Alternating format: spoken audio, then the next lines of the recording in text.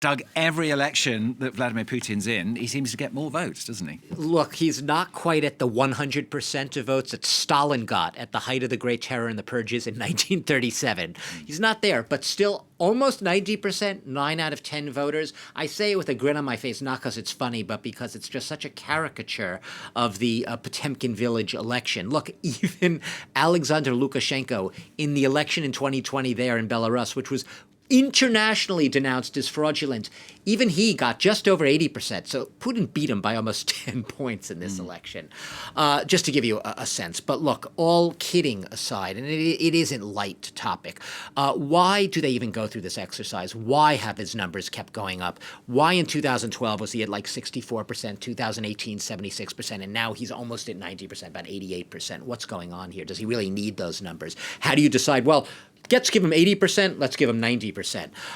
It's a ritual, but it is a very carefully staged ritual for a reason.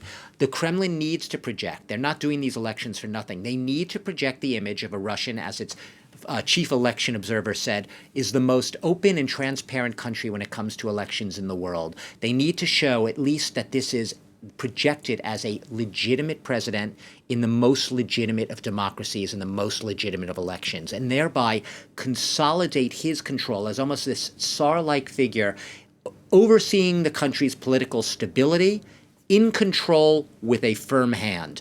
And that's essentially what this election was about. And that's why, especially at this time when Russia's in the third year now of its war of aggression against Ukraine, still called the special military operation, euphemistically by Putin, he needs more than ever to assert that control because he has big plans for Ukraine coming up in the near future. Yeah, that's the next big question, of course. 6 more years of President Putin. What's in store? More aggression in Ukraine, ramping up his plans, not dialing them down at all. We know that you can't go to the negotiating table now if you're Ukraine, because that would mean basically handing over, capitulating to Russia. Those are the only terms on which Putin, in quotes, would negotiate.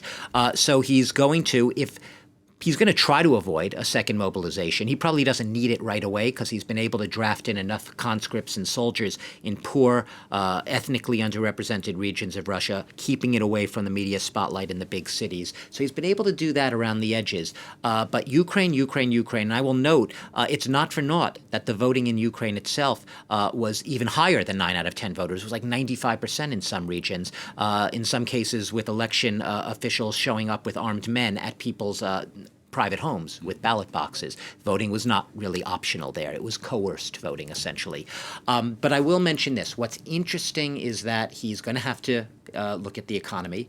Russia's economy has been growing, but it's been on artificial life support. The ruble propped up. Things could depreciate very fast, especially if oil prices fall. He can't ignore the crumbling infrastructure. And people's basically an impoverished part of the population. He can't ignore it. He's going to have to put a lot of money into the economy as well. There were some protests, weren't there, Doug, within and outside Russia as well, notably people turning up at noon to vote. Yeah, and I'll even top that with, the noon against Putin vote was very strong, according to all the images that went viral across social media platforms.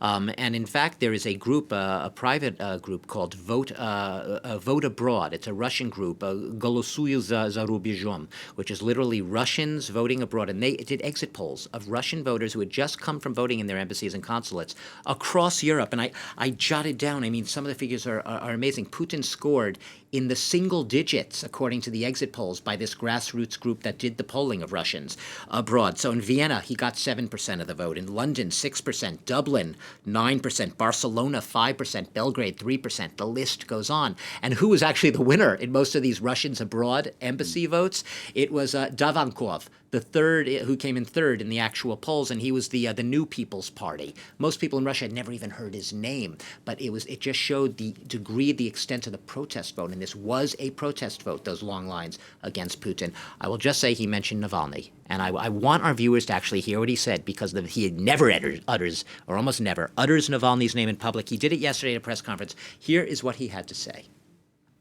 За несколько дней до ухода господина Навального из жизни A few days before Mr. Navalny passed away, certain colleagues, not from the presidential administration, some people said that there was an idea to exchange Mr. Navalny for certain people held in penitentiary facilities in Western countries. You may believe me, you may not, but the person who spoke to me didn't even finish their sentence when I said, I agree. But unfortunately, what happened, happened. But there was only one condition. We would exchange him, but he wouldn't come back.